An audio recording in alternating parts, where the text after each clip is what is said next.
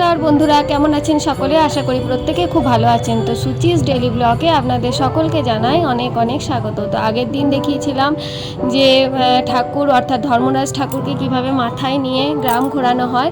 তারপরে আজকে আসল মেন যে পুজো, কালকে ছিল মুক্ত স্নান আর আজকে হচ্ছে পুজো। এই যে দেখছেন সারা দিন ধরে সারা রাত ধরে সন্ন্যাসীরা সকলে মিলে ঠাকুরকে মাথায় করে গ্রাম ঘুরিয়েছে। তারপর পরের দিন এই যে ধর্মরাজ ঠাকুরের সামনে যে আটচালাটা ছিল সেই আটচালায় শুরু হয়ে গেছে ধর্মরাজ ঠাকুরের পুজো।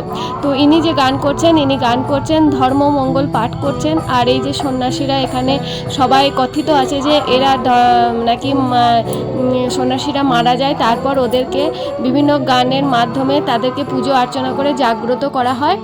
ধর্মগান শেষে শুরু হবে পুজো, হোম যজ্ঞ অনেক কিছু চলবে।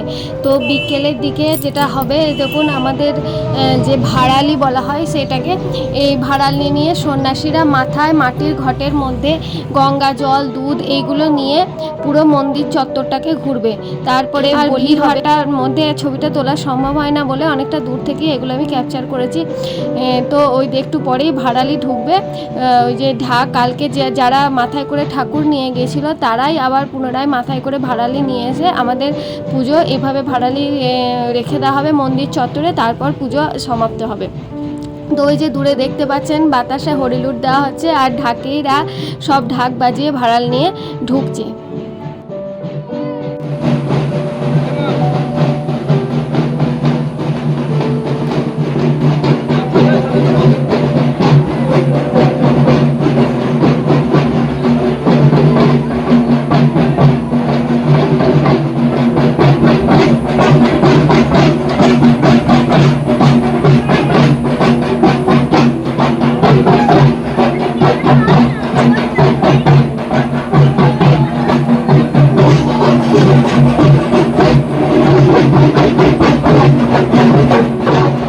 সন্ন্যাসীরা মাথায় ভাড়ালে নিয়ে পুরো মন্দির চত্বরটা ঘুরতে লেগেছে, প্রায় 7 পাক মতো ঘুরবে। তারপরে ওই ঘটগুলোকে মন্দির চত্বরের সামনে রেখে দেওয়া হবে। হ্যাঁ, একটা কথা আপনাদেরকে বলা হয়নি যে এর আগে কিছুক্ষণ আগে একটা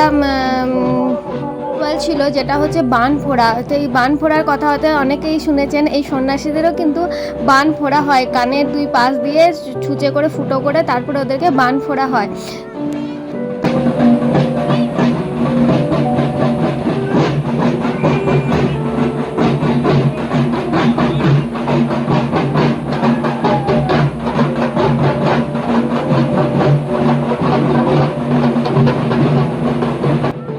এইভাবে ঘুরে ভাড়ালিগুলো রাখার পর কিন্তু চলবে বলি। এখানে আমাদের যে পুজোর যে আমাদের পান ফ্যামিলিতে এক বছর একজনের পালা থাকে, যার পালা থাকে পুজোর সে বছর তার একটা বলি তো থাকেই। এছাড়াও যারা অনেক মানতের বলি, যেমন পাঠা, তারপরে ছাগল, ভেড়া, এগুলো বিভিন্ন রকমের পাঠা বলি যাদের মানত থাকে তারা ওগুলো কিন্তু বলিদান করে। এই যে সামনে যে পুকুরটা আছে ধর্মরাজ পুকুরে, এই পুকুরে স্নান করানোর পর তারপরে বলিদান হবে। অনেকগুলোই বলি পড়ে প্রায়।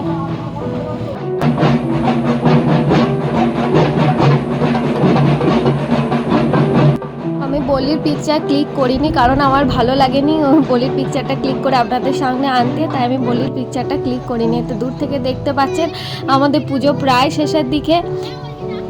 তো এরপরে আমাদের সব বাড়িতে কুটুম সজ্জন আসা শুরু হয়ে গেছে, রান্না বান্না শুরু হয়ে গেছে।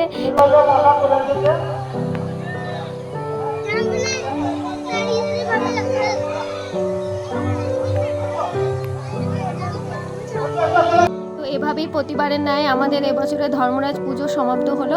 তো অবশ্যই জানাবেন আমার ভিডিওটা কেমন লাগলো, এবং ভিডিওটা যদি ভালো লেগে থাকে আমার চ্যানেলটিকে অবশ্যই সাবস্ক্রাইব করে রাখবেন। তো ভালো থাকবেন প্রত্যেকে, সুস্থ থাকবেন। আবার নতুন ভিডিও নিয়ে দেখা হচ্ছে অন্য কোনো সময়।